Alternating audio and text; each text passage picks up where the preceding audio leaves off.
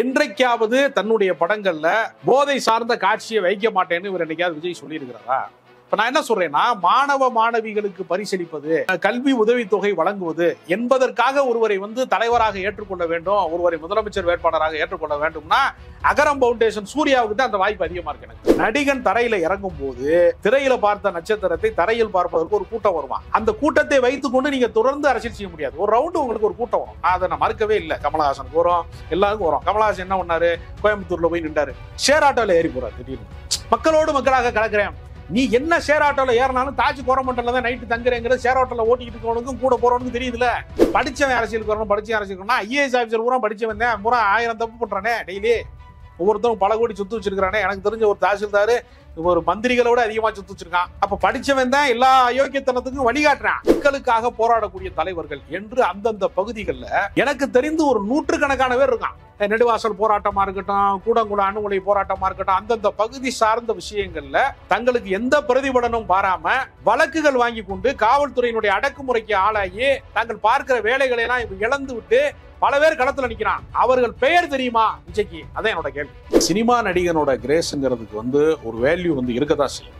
இப்ப missed call கொடுத்தா எங்க கட்சியில சேரலாம்னு ஒருத்தன் சொன்னாங்க. ஒரு கட்சியில அந்த கட்சி வளர்ந்து விட்டதுன்னு எல்லா ஊடகத்திலையும் போய் சொன்னாங்க. சூடத்தை அணைச்சு சத்தியம் பண்ண ரொம்ப பேர். ஆனா சூட அணைஞ்சது மாதிரி அந்த கட்சியும் அணைஞ்சு போச்சு இல்லையா? ஒரு இடத்துல கூட ஜெயிக்க முடியல. அண்ணாமலை முதலமைச்சர் ஆவாரான்னு கேட்டான். அவர் தொகுதியில நான் எம்எல்ஏவும் ஆக முடியல, எம்பியும் ஆக முடியல. இந்த மாதிரி நிறைய விஷயங்களை இவங்களே கிளப்பி விடுவாங்க. இப்ப எனக்கு என்னன்னா, உங்களுக்கு என்ன கொள்கை இருக்கிறது, என்ன கோட்பாடு இருக்கிறது, எதற்காக நீங்கள் அரசியலுக்கு வருகிறீர்கள், உங்களுக்கு என்ன செயல் திட்டம் இருக்கிறது என்பதை கேட்பதற்கு ஜனநாயக பூர்வமாக எங்களுக்கு உரிமை இருக்கிறது.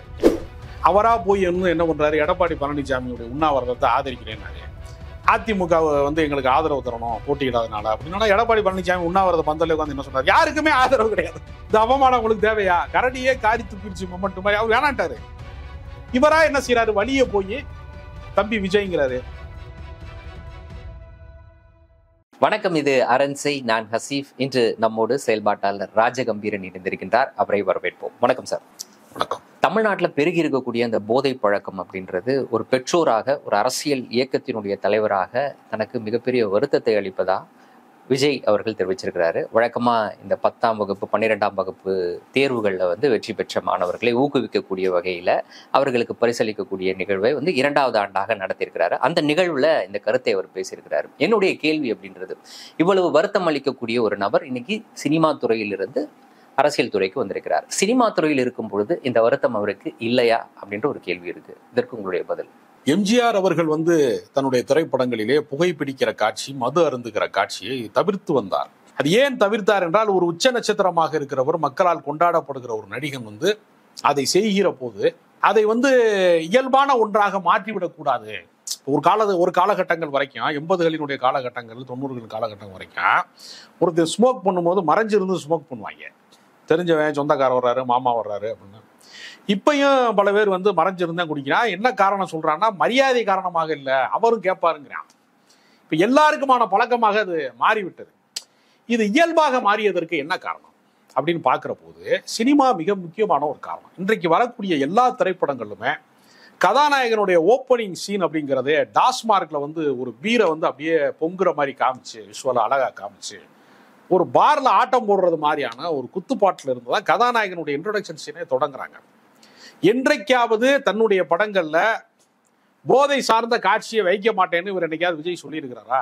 அப்ப எங்கிருந்து ஹீரோயிசம் எங்கிருந்து பிறக்கிறது? குற்ற உணர்வை கழுவி இதெல்லாம் ஒரு ஹீரோயிசம் என்பதை மாற்றியதற்கு திரைப்படத்திற்கு குறிப்பிடத்தக்க பங்கு இருக்கிறது. அங்கெல்லாம் சீர்திருத்தம் பற்றி பேசாமல், அங்கு காட்சி வைக்கும் போதெல்லாம் அதை அனுபவித்து விட்டு அல்லது அதன் மூலமாக வசூல் வேட்டைகளை நடத்திவிட்டு, சமூகத்தில் தீங்கு நடக்கிற போது தனக்கும் அதற்கும் சம்பந்தம் இல்லாம அதையெல்லாம் நம்ம தூண்டல, நமக்கும் அந்த மாதிரியான காட்சிகள் நடிக்காத ஒருவரை போல ஒரு பாவனையில பேசுவது இருக்குல்ல, இது இதுவும் ஒரு வகையான நடிப்பு தான். இது ஒரு மேடை நாடகமாக வேணா அது பார்க்கலாம். சரி, நான் இப்போ சினிமா துறையில் ஒரு கலைஞனாக, ஒரு நடிகனாக என்னுடைய அந்த வாழ்க்கையை தொடங்கி இன்னைக்கு நான் அரசியல் கட்சியை தொடங்கி அரசியல் கட்சி தலைவராக பரிணமித்திருக்கிறேன். அப்போ இந்த பரிணாமம் தான் எனக்கு ஒரு புது சிந்தனையை உருவாக்கி இருக்கிறது. இவ்வளவு நாள் நான் செய்தது தவறு, இப்போது ஒரு அரசியல் கட்சி, பொறுப்பான ஒரு அரசியல் கட்சியினுடைய தலைவராக நான் அதை திருத்திக் கொள்ள விரும்புகிறேன் அப்படின்ற மாதிரி ஒரு சைனா எடுத்துக்கலாமா? அப்படி அவர் எங்கேயுமே சொல்லலையே. தன்னுடைய கட்சிக்கு வந்து இன்னும் கொள்கைகளை அறிவிக்காமல், எதற்காக அரசியலுக்கு வருகிறேன் என்பதையும் அறிவிக்காமல், எந்த கோட்பாட்டையுமே அறிவிக்காமல் நேரடியாக வந்து நான் வந்து முதலமைச்சர் ஆகிருவேன்னு ஒருத்தர் வந்து தேர்தலில் வந்து நான் நிற்க போறேன் 2024 நான் அரசியல் கட்சி ஆரம்பிக்க போறேன் அப்படி நேரடியா வந்து அவர் வந்து வந்திருக்கிறாரு. இப்ப நான் என்ன சொல்றேன்னா, மாணவ மாணவிகளுக்கு பரிசளிப்பது, கல்வி உதவித்தொகை வழங்குவது என்பதற்காக ஒருவரை வந்து தலைவராக ஏற்றுக்கொள்ள வேண்டும், ஒருவரை முதலமைச்சர் வேட்பாளராக ஏற்றுக்கொள்ள வேண்டும்னா அகரம் பவுண்டேஷன் சூர்யாவுக்கு தான் அந்த வாய்ப்பு அதிகமா இருக்கு. எனக்கு தெரியும் ரொம்ப வருஷமா 30-40 ஆண்டுகளாக சிவகுமார் குடும்பம் வந்து எனக்கு தெரிந்து மதுரையில வந்து ஒரு மாலை நேர புரோட்டா கடையில வந்து வேலை பார்த்து கொண்டிருந்த ஒருத்தன், படிப்பதற்கு வந்து வாய்ப்பு இல்லை எனக்கு, நான் வந்து புரோட்டா கடையில வேலை செஞ்சுதான் படிச்சு நான் +2 அதிக மார்க் வாங்கியிருக்கேன் என்று அந்த தினசரி பத்திரிகைகள்ல வந்த போது அவரை அழைத்து சிவகுமாரன் என்ன படிக்க விரும்புற என்று கேட்டு அவருக்கான முழு கல்லூரி கட்டணத்தையும் முழுமையாக செலுத்தி அவர் IAS ஆபீசர் ஆயிட்டார். கடைசியில லயோலா கல்லூரியில மாணவர் விடுதியில அவரை நான் சந்திச்சிருக்கேன். அவர் சொன்ன வாக்குமூலம். நான் வந்து சிவகுமாருக்காகவோ சூர்யாவுக்காகவோ இதை பேசல, யாருக்காகவும் நம்ம தனிநபர் சார்புக்காக இதை பேசல. அப்படிப்பட்ட உதவிகளை பல பேர் செஞ்சிருக்கிறாங்க. நான் என்ன கேட்கிறேன்னா, ஒரு அரசியல் கட்சி தொடங்குவதற்கு அடிப்படை முகாந்திரமாக என்ன காரணம்? அவர் என்ன சொல்றாரு? அவரே சொல்றாரு, நாட்டில் நிறைய டாக்டர் வந்துட்டாங்க, இன்ஜினியர் வந்துட்டாங்க, நல்ல தலைவர்கள் இல்லைங்கிறாரு. நல்ல தலைவர்கள் வேணும்னு விஜய் வீட்டு வாசல்ல யாராவது நின்றாங்களா? எனக்கு தெரிஞ்சு தீபா வீட்டு வாசல்ல கூட நின்றுருக்காங்க. நீங்க எப்படியாவது அரசியலுக்கு வரணும், நீங்க வந்து ஜெயலலிதா ஜாடையில இருக்கீங்க, ஜெயலலிதா மாதிரி நீங்க இல்லைனாலும் பரவாயில்ல, அந்த ஜாடை மாடையாவது நீங்க அப்படி இருக்கீல்ல அப்படின்னு சொல்லி போய் டெய்லி வந்து அந்த டி நகர் வீட்டுல வந்து அந்த அம்மா ஒரு பால்கனியில நின்று இவங்க எல்லாம் பார்த்து கையடிச்சிச்சு. அதுக்கு வந்து போயஸ் கார்டன் பங்களா வந்து கையில கிடைச்ச உடனே அதோட லட்சியம் அதுக்கு நிறைவேறிடுச்சு. இப்ப அது எங்கேயும் வர்றதில்ல பாவம். அந்த மாதிரியாவது ஏதாவது சொல்லுங்கப்பா. உங்க வீட்டு வாசல்ல யாராவது வந்து நின்றாங்களா? எதுக்கு நீங்க வந்து அரசியலுக்கு வரீங்க?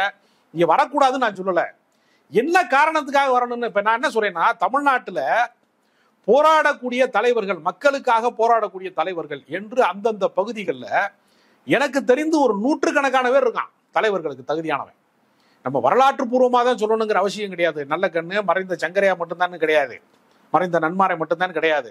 நிறைய வாழுகிற காலத்திலேயே நெடுவாசல் போராட்டமா இருக்கட்டும், கூடங்குள அணுகுலை போராட்டமா இருக்கட்டும், அந்தந்த பகுதி சார்ந்த விஷயங்கள்ல தங்களுக்கு எந்த பிரதிபலனும் பாராம வழக்குகள் வாங்கி கொண்டு காவல்துறையினுடைய அடக்குமுறைக்கு ஆளாகி தாங்கள் பார்க்கிற வேலைகளை எல்லாம் இழந்து விட்டு பல பேர் களத்துல நிக்கிறான். அவர்கள் பெயர் தெரியுமா விஜய்க்கு? அதான் என்னோட கேள்வி.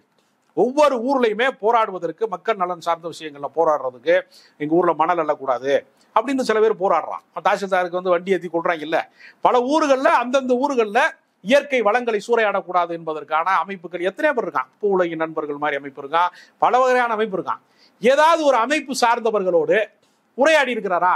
சுப உதயகுமாரோட உரையாடி இருக்கிறாரா? யாரு கூடயாவது அவர் பேசி இருக்கிறாரா? நல்ல கண்ணு ஒரு தலைவர் இருக்காருன்னு இவருக்கு தெரியுமா? மோல்ல அவர்லாம் வந்து விடுதலை போராட்ட காலத்துல இருந்து இன்னைக்கு வரைக்கும் அவர் வந்து மக்கள் பணிக்காக வாழ்ந்து கொண்டிருக்கிறவர்கள் எவ்வளவு பேர் இருக்காங்க. இந்த நாட்டுல தலைவர்களுக்கு பஞ்சம் இருக்குன்னு சொல்ற போது உங்களுக்கு அரசியல் அறியாமை இருக்கிறது என்பதுதான் வெளிப்படுகிறதே தவிர தலைவர்களுக்கெல்லாம் இங்க பஞ்சம் கிடையாது. அதாவது தலைவர்களை பின்பற்றுகிற நல்ல தலைவர்களை கண்டறிவதற்கான வந்து மக்கள் தான் இங்க இல்லாம இருக்கான். பின்பற்றுவதற்கு ஃபாலோவர்ஸ் கிடையாது. இவன் என்ன நினைக்கிறான்? தலைவன்கிறவன் வந்து நேரடியா சினிமா ஸ்கிரீன்ல இருந்து குதிக்கணும்னு கொஞ்சம் பேர் நினைக்கிறான்.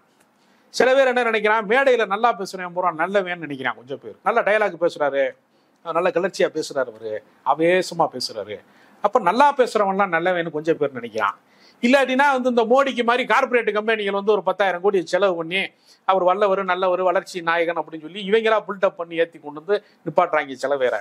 இப்படி வந்து தலைவர்கள் வந்து சில பேர் என்ன பண்றான்? பெரிய பாரம்பரியம், கோடீஸ்வரன் வந்து இப்படிப்பட்ட பரம்பரையில பிறந்தவருங்கிறான். இப்படித்தான் தலைவர்களை நமக்கு போக்கஸ் பண்ணி காட்டியிருக்கானே தவிர மக்கள் நலன் சார்ந்து தெருக்களிலே, சாலைகளிலே, வீதிகளிலே ஊர்தோறும் போராடிக்கிட்டு இருக்கிறவனை தலைவனா பார்ப்பதற்கு மக்களுக்கு வந்து பயிற்சி இல்லை. இந்த குரங்கு வந்து அறாராமா குட்டி கரணம் போடுது இல்லையா, அது மாதிரி ஒரு பயிற்சி பண்ணி வச்சிருக்கான். இதுதான் அரசியல் அப்படின்னு நினைக்கிறான். அதனால இவர் என்ன நினைக்கிறாருன்னா, தலைவர்கள் அவருக்கு என்ன மனசுல இருக்குன்னா, ஜெயலலிதா இல்லை, கலைஞர் இல்லை, இப்ப ஆண்டு கொண்டிருக்கக்கூடிய ஸ்டாலினுக்கு பின்னாடி ஒரு மூத்த அரசியல் தலைவர்கள், எல்லாராலும் ஏற்றுக்கொள்ளப்படக்கூடிய தலைவர்கள் இல்லை. அப்ப நம்ம வந்து ஏன் வந்து ஒரு முதலமைச்சர் வேட்பாளராக நம்ம ஏன் நிற்கக்கூடாது அப்படின்னு ஒரு குறுக்கு விட்டா சிந்திக்கிறார். ஒரு குறுகிய மனப்பான்மை தான் இது.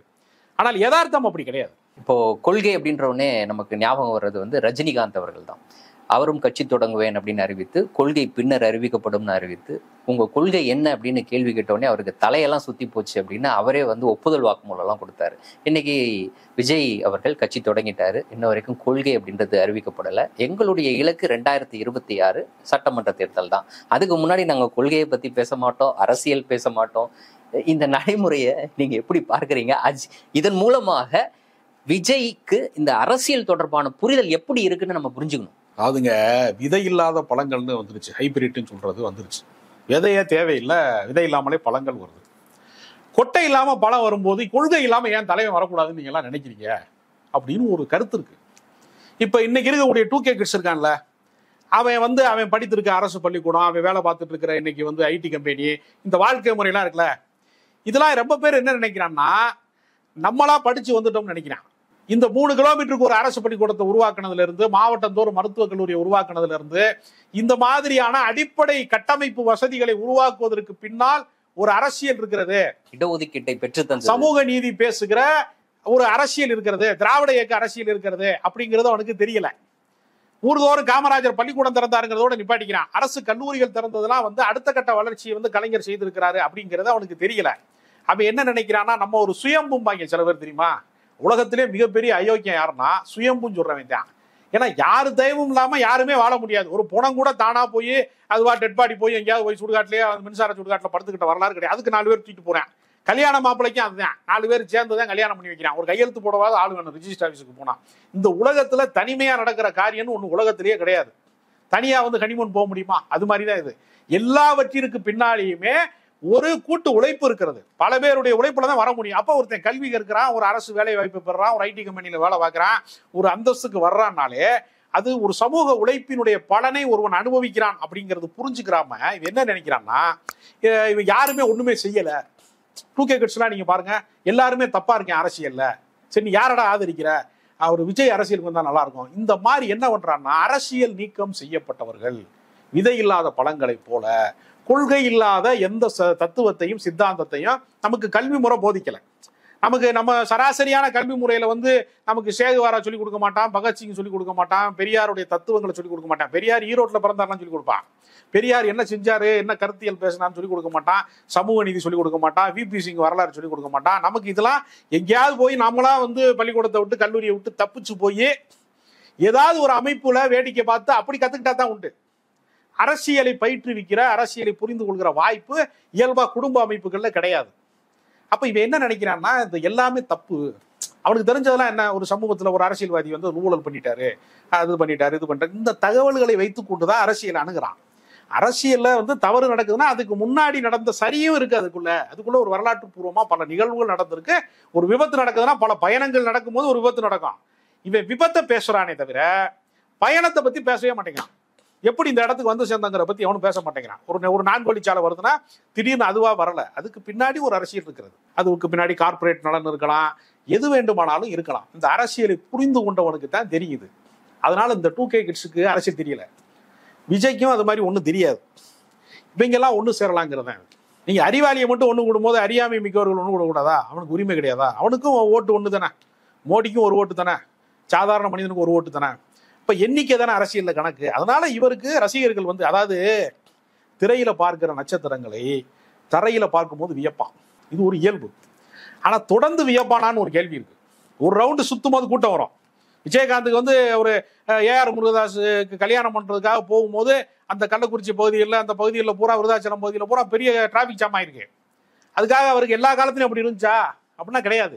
பின்னாடி வந்து அவர் 1.5% வரைக்கும் அந்த கட்சி வந்துருச்சு. பன்குதிரை ஆத்துல இறங்கின மாதிரி வந்திருக்கு. அப்ப நடிகன் தரையில இறங்கும் போது திரையில பார்த்த நட்சத்திரத்தை தரையில் பார்ப்பதற்கு ஒரு கூட்டம் வருவான். அந்த கூட்டத்தை வைத்துக்கொண்டு நீங்க தொடர்ந்து அரசியல் செய்ய முடியாது. ஒரு ரவுண்டு உங்களுக்கு ஒரு கூட்டம் வரும். அதை நான் மறுக்கவே இல்லை. கமலஹாசனுக்கு வரும், எல்லாருக்கும் வரும். கமலஹாசன் என்ன பண்ணாரு, கோயம்புத்தூர்ல போய் நின்றாரு, ஷேர் ஆட்டோல ஏறி போறாரு. திடீர்னு மக்களோடு மக்களாக கலக்கிறேன். நீ என்ன ஷேர் ஆட்டோல ஏறினாலும் தாஜ் கோரமண்டல தான் நைட்டு தங்குறேங்கிறது ஷேர் ஆட்டோல ஓட்டிக்கிட்டு இருக்கவனுக்கும் கூட போறவனுக்கும் தெரியுதுல. அப்ப சாமானிய மக்களின் பிரதிநிதியாக ஒரு சினிமா நட்சத்திரத்தை மக்கள் கருதல். அதனால அவர் தோற்று போறாரு. சிரஞ்சீவி கட்சி நடத்த முடியாம காங்கிரஸ்ல கொண்டு சேர்க்கிறாரு, என்னால முடியலைங்கிறாரு. இப்ப அரசியல் அவ்வளவு எளிதில் இல்ல. மிகப்பெரிய நடிகன் சிவாஜி கணேசன் தமிழ்நாட்டில் அரசியல் பண்ண முடியல. அப்ப வந்து அரசியல் எளிதல்ல. எம்ஜிஆருக்கு ஒரு நீண்ட பயணம் இருந்தது. அவர் திராவிட இயக்கத்துல வந்து நீண்ட பயணம் செஞ்சாரு. அவர் கட்சிக்கு நிறைய கொடைகள் கொடுத்திருக்கிறாரு. அவர் கலைஞரோட பயணிச்சிருக்கிறாரு. சட்டமன்ற உறுப்பினராக தான் இருக்காரு. பொருளாளராக இருந்திருக்காரு. திமுகவில் கிங் மேக்கர் மாதிரி இருந்திருக்கிறாரு கலைஞர் முதல் கட்டமா முதலமைச்சர் ஆகும்போது. பின்னால அவர் முரண்பட்டாருங்கிறப்ப அவர் வந்து நீண்ட பயணத்துல அரசியல்ல இருந்ததுனால, பயிற்சி பெற்றதுனால அவர் வெற்றி பெற்றாரு. இது ஒண்ணுமே தெரியாம வந்து எனக்கு தலை சுத்திருச்சுன்னு ரஜினிகாந்த் சொன்னாருங்க இல்லையா? எனக்கு தெரிஞ்ச ரஜினிகாந்துக்கு கொள்கை இல்லைன்னு நான் சொல்ல மாட்டேன். ரஜினிகாந்துக்கு கொள்கை உண்டு. என்ன கொள்கைனா, யார் ஆளுங்கட்சியா வர்றாங்களோ அவங்களோட அனுசரிச்சு போறதா அவருடைய கொள்கை. அது வந்து ஒரு வலதுசாரி தன்மை அவருக்கு உண்டு. ராகுல் காந்திக்கு வந்து முதல் வாழ்த்து சொல்வார் பிரதமர் ஆயிட்டா. மோடி வந்தாலும் முதல் வாழ்த்து சொல்வாரு. மோடி வந்து பணம் செல்லாதுன்னு சொன்னா ஒரு புதிய இந்தியா பிறந்து விட்டதுன்னு சொல்லுவாரு. அதாவது அவரை பொறுத்தவரையில ஒரு அரண்மனையில வாலாட்டுகிற நாயை போல வந்து சில பேர் இருப்பான். அதிகார வர்க்கத்திற்கு வாலாட்டுகிற வேலையை செய்து விட்டு தங்கள் சொத்துக்களை பாதுகாக்கிற ஒரு வலதுசாரி தன்மை வந்து அவர்கிட்ட உண்டு. அதனால அவருக்கு கொள்கை இல்லைங்கிறது கிடையாது. அவர் வராதது மூலமாக அரசியலுக்கு வந்துதான் நன்மை செய்யணும்ல, வராது மூலமா தமிழக மக்களுக்கு மிகப்பெரிய நன்மையை செய்தவர் ரஜினிகாந்த். சரி, அதே நிகழ்வுல வந்து படித்தவர்கள் அரசியலுக்கு வர வேண்டும் அப்படின்ற ஒரு விஷயத்தை ரொம்ப அழுத்தமா பதிவு செய்யறாரு விஜய்.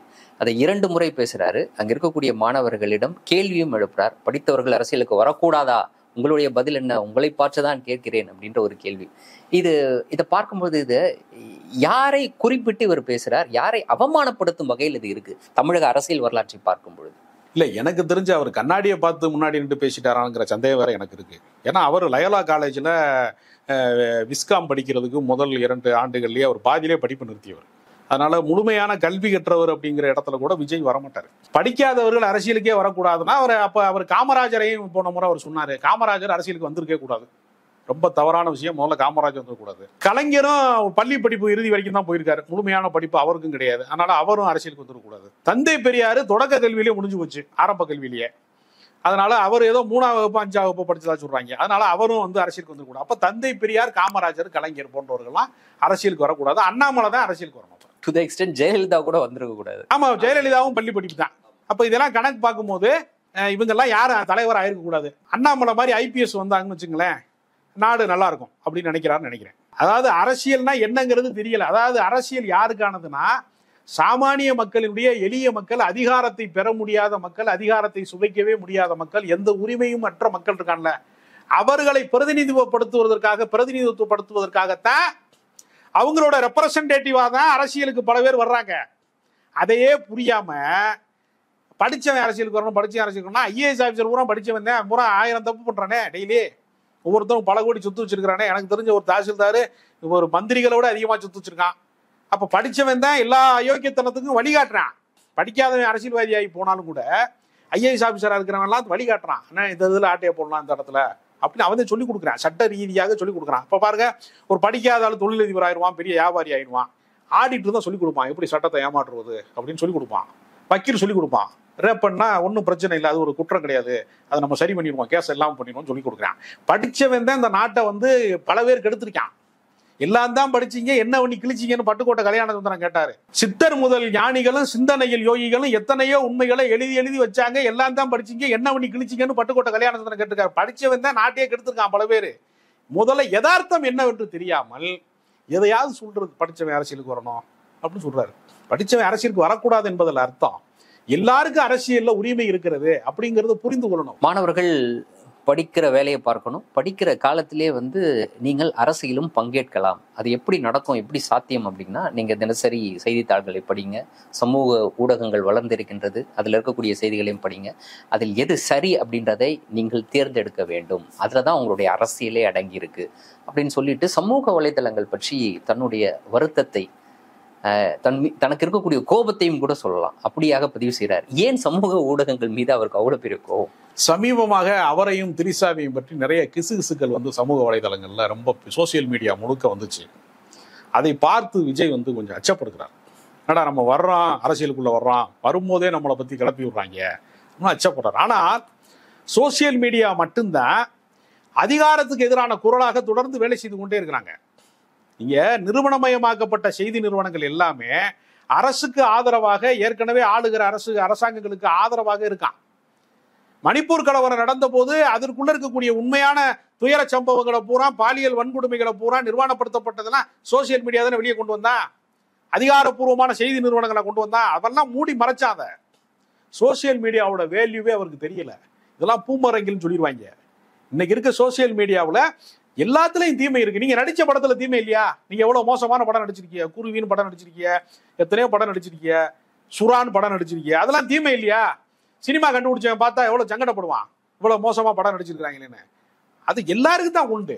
நீங்க நல்ல திரைப்படங்கள் கூட நடிக்காதவர். நீங்க கமலஹாசனாவது நினைத்து பார்ப்பதற்கு ஒரு சிறந்த படங்கள் நிறைய நடிச்சிருக்கிறாரு. அன்பே சிவம், மூன்றாம் பிறை, மகாநதி, ராஜா பார்வை, அந்த மாதிரி ஒரு நல்ல படங்கள் அவர் நடிச்சிருக்கிறாரு.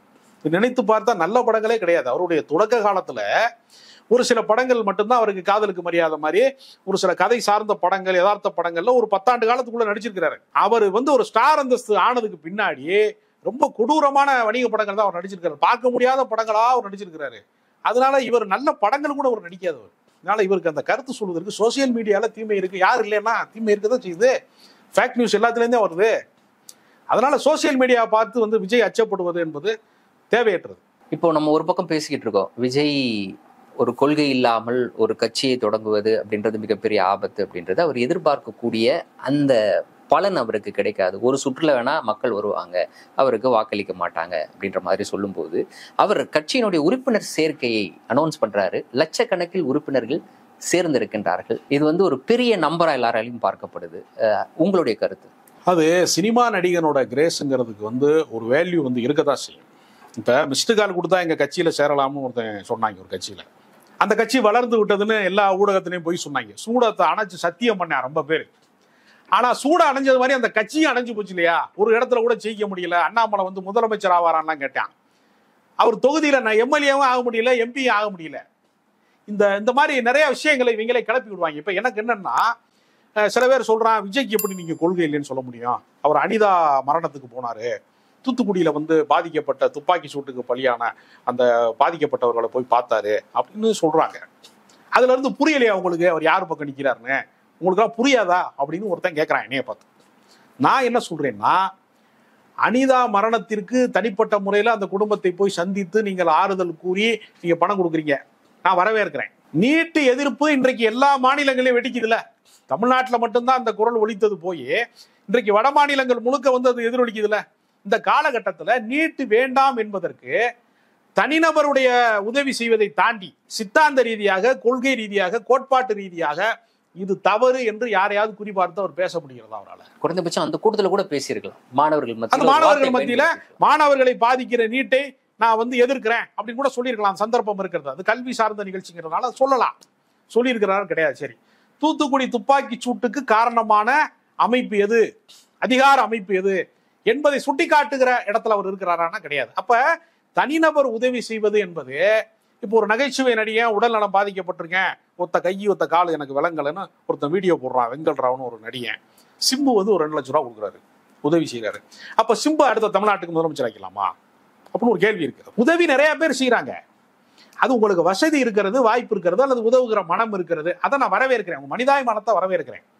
நீங்க தனிநபருக்கு உதவுவது என்பது வேறு, அதை அந்த குற்றத்தை நிரந்தரமாக களைவதற்கான வேலை திட்டம் என்பது வேறு, கொள்கை திட்டம் என்பது வேறு. இவங்க என்ன செய்யறாங்கன்னா, தனிநபரை போய் பார்க்கறாங்க. ஆனா தத்துவார்த்தமாக அதனுடைய கொள்கை ரீதியாக அதை இல்லாமல் செய்வதற்கான ஏற்பாட்டை அரசியல் ரீதியாக அணி திரட்டுகிற வேலையை இவர் செய்தால் நான் விஜயை வரவேற்பேன்.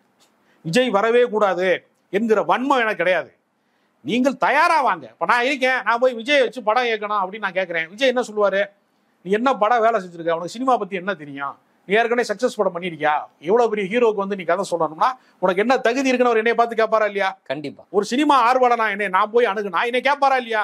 அதே கேள்வியை நான் உங்களுக்கு கேட்கிறேன். நீங்க தமிழ்நாட்டுக்கு முதலமைச்சரானு விரும்புறீங்க, உங்களுக்கு என்ன கொள்கை இருக்கிறது, என்ன கோட்பாடு இருக்கிறது, எதற்காக நீங்கள் அரசியலுக்கு வருகிறீர்கள், உங்களுக்கு என்ன செயல் திட்டம் இருக்கிறது என்பதை கேட்பதற்கு ஜனநாயக பூர்வமாக எங்களுக்கு உரிமை இருக்கிறது. குறைந்தபட்சம் நீங்க நடித்த படத்திலாவது நீங்க தமிழ்நாட்டு மக்களுக்கு என்ன நன்மை செஞ்சிருக்கீங்க ஒரு கேள்வி இருக்குல்ல. அப்ப நீங்கள் தகுதி பார்க்கும் போது அதே தகுதியை மக்கள் உங்கள்ட்ட எதிர்பார்ப்பாங்கல்ல. அந்த தகுதியை நீங்கள் வளர்த்து கொண்டு வாருங்கன்னு தான் நான் சொல்றேன். நீங்க வரவே கூடாது, ஜனநாயகத்துல நீ வரவே கூடாதுன்னு நம்ம யாரையுமே சொல்ல முடியாது. விஜய் அவர்கள் அரசியலுக்கு வந்தா வரவேற்போம். நீங்கள் யார், என்ன கொள்கைக்காக வருகிறீங்க? இவ்வளவு பெரிய உச்ச நட்சத்திரமாக இன்னும் சினிமாவில் ஒரு 10-15 ஆண்டு கால வாழ்க்கை உங்களுக்கு மிச்சம் இருக்கிறது. இன்னும் உங்களுக்கு மார்க்கெட் தீர்ந்து போகல. கமலஹாசன் கூட மார்க்கெட் தீர்ந்து போய் தான் வந்தாரு, வயதாகி தான் வந்தாரு. ரஜினிகாந்த் வரேன்னு பூச்சாண்டி காட்டி எல்லாரையும் கிழவனாக்கி விட்டான். ரசிகர் மன்றத்தில் பூரா 40 வயசு இருந்த பூரா 70 வயசு சுகர் மாத்திரை போட்டுக்கிட்டு இருக்கான். இப்போ எல்லாரையுமே ஏமாத்திட்டாரு. ரஜினிகாந்த் இருக்கக்கூடிய மாபெரும் திறமை. அவர் என்ன செய்யறாருன்னா, தன்னை நம்பிய ரசிகர்கள் அத்தனை பேருக்குமே ஒரு நம்பிக்கை துரோகம் செஞ்சார் அவர். அது மாதிரி நீங்க செஞ்சிடாதீங்க, உசுப்பேத்தி விட்டு இந்த இளைஞர்களை வீணடிச்சிடாதீங்க, இந்த இளைஞர்களை அவருடைய சக்தியை விரயமாக்கிறாதீங்க. நீங்கள் உங்களை தகுதிப்படுத்தி கொண்டு வாருங்கள். நீங்கள் யார் பக்கம் நிக்க போறீங்க? பாதிக்கப்பட்டவர்கள் பக்கம் நிக்க போறீங்களா? அதிகாரத்தின் பக்கம் நிக்க போறீங்களா? நீங்க வலதுசாரி தன்மையோடு வேலை செய்ய போறீங்களா? இடதுசாரிகள் பக்கம் நிற்க போகிறீர்களா? எதை நோக்கி நீங்கள் பயணிக்க போகிறீர்கள் என்பது. நம்ம விமான நிலையத்துக்கு போறோம், ரயில்வே ஸ்டேஷனுக்கு போறோம். இந்த ட்ரெயின் திருநெல்வேலிக்கு போகுதுங்க, இந்த ட்ரெயின் கன்னியாகுமரி போகுதுங்க, சேலம் போகுதுன்னு சொல்றான்ல. ஒரு விமான நிலையத்துக்கு போனால் சொல்றான்ல, ஹைதராபாத் போதுங்க, அது குவைத்து போதுங்கன்னு சொல்றான்ல. விமான நிலையத்தில் ஒரு மரக்கலையில ஒரு காக்கா நிற்கிது, அது எங்கே போகுதுன்னு நமக்கு தெரியலையே. அது வடக்க போமா தெக்க போமான்னு தெரியல. இப்போ விஜய் அந்த மாதிரி ஒரு மதில் மேல் பூனை மாதிரி ஒரு இடத்துல நின்றுக்கிட்டு எல்லாரும் என்னை ஆதரிங்கிறாரு. எனக்கு புரியல, உங்களை எதுக்கு ஆதரிக்கணும்? உங்களுடைய ரசிகர்கள், உங்க மேல ஒரு மயக்கம் இருக்கிறவர்கள், பிரமிப்பு இருக்கிறவர்கள் கொஞ்சம் பேர் உங்களை ஃபாலோ பண்றாங்க, நான் இல்லைன்னு சொல்லல. அவன் எவ்வளவு நாள் உங்களை ஃபாலோ பண்ணுவான்? தலைவன் மாறுவான், தர்பார் மாறும், தத்துவம் மட்டுமே அச்சய பாத்திரம்னு கண்ணதாசன் சொல்லியிருக்கிறாரு. அதனால கருத்தியல் உங்களுக்கு என்ன என்பதை நீங்கள் மக்களுக்கு தெளிவுபடுத்தாமல் நீண்ட பயணம் செய்ய முடியாது. ஒரு ரவுண்டு உங்களுக்கு கூட்டம் வரும், அப்புறம் அதை பார்த்து சந்தோஷப்பட்டுக்கிட்டு இருக்க வேண்டியதான். ஏன்னா விஜயகாந்த் கூட்டம் வந்துச்சு, அதை பயன்படுத்தி கொண்டு ஒரு கூட்டணியில எதிர்க்கட்சி தலைவர் வரைக்கும் வந்தாரு. அப்புறம் தனியா எல்லாரும் கூடி மக்கள் நல கூட்டணியில அமைச்சு நீங்க தான் முதலமைச்சர் வேட்பாளர், எம்எல்ஏ கூட ஆக முடியாம டெபாசிட் போயிடுச்சு அவருக்கு. அப்புறம் 1.5% ஓட்டு வாங்கினாங்க. அப்போ மண்புதிர ஆத்துல இறங்கின மாதிரி முடிஞ்சு போயிருங்க அதை. அதனால உங்கள் நலன் சார்ந்து தான் நானும் சொல்றேன். சிரஞ்சீவி மாதிரி கட்சி நடத்த முடியல, நான் காங்கிரஸ்ல இணைச்சுக்கிறேன் அப்படின்னு சொல்லி ஒரு கட்டம் வந்துச்சு. அது மாதிரியான அவமானங்கள் உங்களுக்கு தேவையில்லை. உங்களை தகுதிப்படுத்தி கொண்டு மக்கள் நலன் சார்ந்த அரசியலை நீங்கள் முன்னெடுத்தால் உங்களை வரவேற்போம். சும்மா நீங்க ஒரு சீன் போட்டீங்கன்னா நீண்ட நாள் நிலைக்காது. சரி, இறுதியாக இன்னும் கட்சி தொடக்க பணிகள்ல தான் விஜய் இருக்கிறாரு. அதற்குள்ளே அந்த கட்சியை எங்கள் கூட்டணியில் இணைத்துக் கொள்வோம் அப்படின்னு சீமான் ஒரு சமிக்கை கொடுக்குறாரு. இதை எப்படி பார்க்குறீங்க? ஒருதலை காதல்ல எந்த பிரச்சனையும் கிடையாதுல்ல. எதிராளி ஏற்றுக்கொள்ள வேண்டுங்கிற அவசியம் கிடையாது. அவரா போய் என்ன பண்றாரு, எடப்பாடி பழனிசாமியுடைய உண்ணாவிரதத்தை ஆதரிக்கிறேன்னாரு. அதிமுக எங்களுக்கு ஆதரவு தரணும் போட்டியிடாதனால அப்படின்னா, எடப்பாடி பழனிசாமி உண்ணாவிரத பந்தல உட்காந்து என்ன சொன்னார்? யாருக்குமே ஆதரவு கிடையாது. இந்த அவமானம் உங்களுக்கு தேவையா? கரடியே காரி துப்பிரிச்சு மொமெண்ட் மாதிரி அவர் வேணான்ட்டாரு. இவரா என்ன செய்யறாரு, வழியே போய் தம்பி விஜய்ங்கிறாரு. தம்பி விஜய் உங்கள் தமிழ் தேசிய கருத்துக்களை ஒப்புக்கொள்கிறாரா? உங்கள் கருத்துக்களை எல்லாம் ஏற்றுக்கொள்கிறாரா? உங்களுக்கு இருக்கிற இனவெறி அரசியலை எல்லாம் ரசிக்கிறாரா? அவர் உங்களை தலைவராக பார்க்கிறாரா? நிறைய கேள்வி இருக்கிறது. அவர் ராகுல் காந்திக்கும் வாழ்த்து சொல்றாரு, எதிர்க்கட்சி தலைவர் ஆனதுக்கு. அப்ப நாளைக்கு ராகுல் காந்தியை விஜய் ஆதரிக்கிறான்னு வச்சுக்கணும் ஒரு பேச்சுக்கு. அப்ப சீமானா ஆதரிப்பாரா? தம்பி தானே அப்படிங்கிறனால ஆதரிப்பாரா? என்ன அவருக்கு என்ன கொள்கை இருக்கிறதுன்னு உங்களுக்கு தெரியாது. உங்க கொள்கையை அவர் என்றைக்குமே பேசியது கிடையாது. உங்களை வரவேற்றிருக்கிறாரா? ஒண்ணுமே கிடையாது. வாழ்த்து சொல்லி இருக்கிறாரு. ஒரு சினிமா நடிகரும் ஒரு இயக்குனருக்குமான சந்திப்பு மாதிரி சில சந்திப்பு தான் நடந்திருக்கு. ஒன்றும் பெரிய கோட்பாட்டு ரீதியாக நீங்க 2 பேரும் ஒரே பயணத்திலேயும் கிடையாது. அப்புறம் நீங்களும் இளைஞர்களை குறிவைத்து அரசியல் செய்யறியா, அவரும் இளைஞர்களை குறிவைத்து அரசியல் செய்யறீங்க. எனக்கு கடந்த காலத்துல தெரியும், வைகோ அவர்கள் 96களில் கட்சி ஆரம்பித்த காலத்துல பூரா அவருக்கு ஒரு பெரிய மாஸ் கிரியேட் ஆச்சு. மாவட்ட செயலாளர்லாம் கும்பலா சேர்ந்தாங்க, பெரும் கூட்டம் வந்துச்சு அவருக்கு. அப்ப ரஜினிகாந்த் திடீர்னு இந்த சீவன தலையை களைச்சு போடுற மாதிரி உள்ள அவர் ஒரு ஆட்டையை களைச்சு விட்டாரு. வரப்போறேன்னு ஒரு பில்டப்பை கொடுத்தாரு. பாதி பேர் அங்கிட்டு போயிட்டான். மதிமுக நாசமா போனதுக்கே ரஜினிகாந்த் கட்சி ஆரம்பிக்கிறேன்னு சொன்ன அந்த குறுகிய கால பொய்கள் மிக முக்கியமான காரணம். அப்ப 3வது சக்தி உருவாவதுல மிகப்பெரிய சிக்கல் இருக்கிறது. அதனால விஜயை அவர் ஆதரிச்சானா, இப்ப விஜயை முதலமைச்சராக்குவதற்காக சீமான் பிரச்சாரம் செய்வாரா? இல்ல சீமானுடைய தலைமையை ஏற்றுக்கொண்ட கூட்டணி அமைப்பதற்கு விஜய் வருவாரா? இல்ல எடப்பாடி பழனிசாமி வருவாரா? எல்லாருமே முதலமைச்சர் வேட்பாளர் தானே. அன்புமணி ராமதாஸ் முதலமைச்சர் வேட்பாளர், விஜய் முதலமைச்சர் வேட்பாளர், சீமானும் முதலமைச்சர் வேட்பாளர், எடப்பாடி பழனிசாமி முதலமைச்சர் வேட்பாளர், அண்ணாமலை கூட முதலமைச்சர் வேட்பாளர். எல்லாரும் முதலமைச்சர் வேட்பாளராக இருக்கும்போது நீங்கெல்லாம் தனித்தனியா ஒரு டுட்டோரியல் கல்லூரி வச்சு நீங்களா ஆரம்பிச்சுக்கோங்க. மக்கள் உங்களை ஏற்பார்களா? அதான் கேள்வி. இன்றைய தினம் எங்களோடு இணைந்து பல்வேறு தகவல்களையும் கருத்துக்களையும் பகிர்ந்து கொண்டமைக்கு நன்றி. மீண்டும் ஒரு நேர்காணலில் சந்திப்போம். நன்றி நண்பர்கள். அரண்சை நண்பர்களுக்கு வணக்கம். அரண்சை ஊடகம் சுயேட்சையாக இயங்குவதற்காகவே உருவாக்கப்பட்டது. நாம் செய்கிற வேலை உண்மையிலேயே மக்களுக்காக செய்கிறோம் என்பதை நீங்கள் நம்பினால், வாய்ப்பு இருந்தால் இந்த ரேசர் பே QR கோடுக்குள்ளே நீங்கள் அதை ஸ்கேன் பண்ணி எங்களுக்கு உங்களால் இயன்றதை விருப்பம் இருந்தால் ஆதரவு தெரிவிக்கலாம்.